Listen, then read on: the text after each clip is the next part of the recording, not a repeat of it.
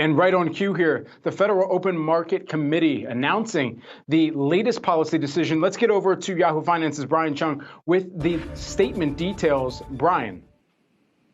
Well, folks, it is official. The Federal Reserve has raised interest rates by 25 basis points. I want to read you some of the big key words from the meeting announcement. The Federal Reserve saying that indicators of economic activity and employment have, quote, continued to strengthen. They describe job gains as strong and said that the unemployment rate has declined substantially, similar to what they had said.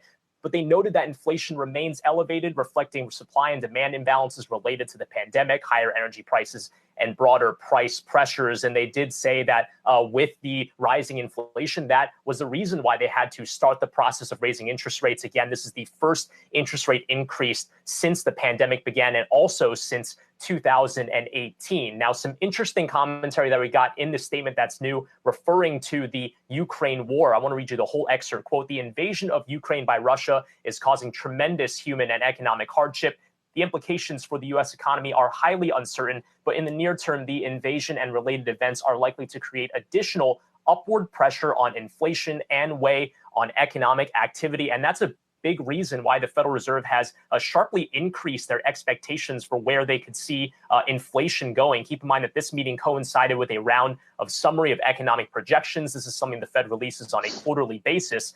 In December, which was the last time we had gotten this release, the Fed said that inflation would clock in the year 2022 at about 2.6%. Well, folks, obviously inflation no longer transitory. The Fed sharply upwardly revising that projection to 4.3%. That's a big reason why the Fed is also sharply upwardly revising its expectations for where it would take interest rates later this year. And this is notable because some of the projections that we had seen headed into this meeting was that the Fed might signal 4 or 5 rate hikes over the course of this year. 7 total rate hikes is now the new projection, according to the median member of the 16-member committee here. So again, this coming from the so-called dot plot projection. A lot of people are going to be reading into this, but again, the total projection is for 7 25 basis point increases over the course of this year. That would suggest interest rates 1.75% higher at the end of this year than they were headed into 2022. Keep in mind, after this first rate hike, that means another 6 throughout the remaining 6 meetings. So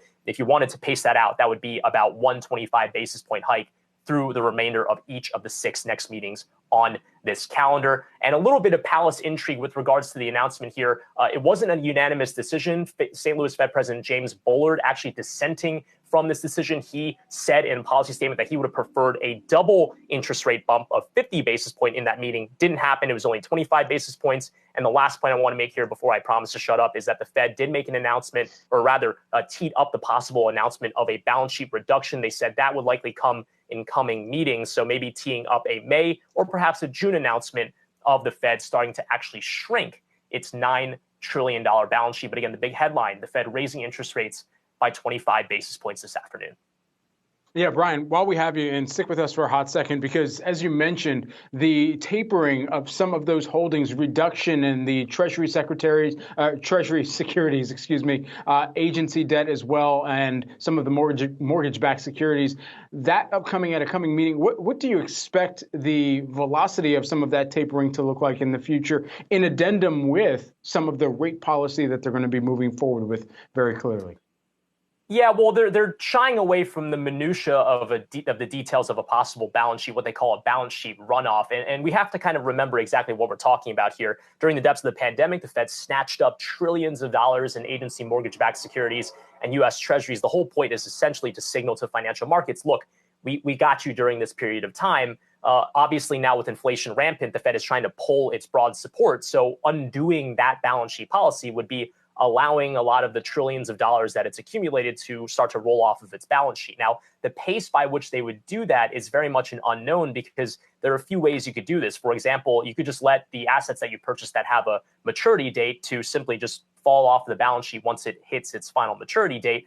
Or you could actually be more aggressive with it by actually actively selling those securities back into the open market. Now, some have said this would be efficient because it could get the Fed to shrink the massive amount of intervention that it's had during the pandemic. But on the other hand, you have people saying, well, maybe the Fed shouldn't get into the business of trying to actively sell anything in the market because maybe they would try to get a profit off of that. So that's going to be an open policy question debate. Again, that's not for today. It appears that the Fed has advanced those discussions, but we won't actually get an announcement on how they want to go about doing that until that coming meeting that they're teasing, which again could be May or possibly June.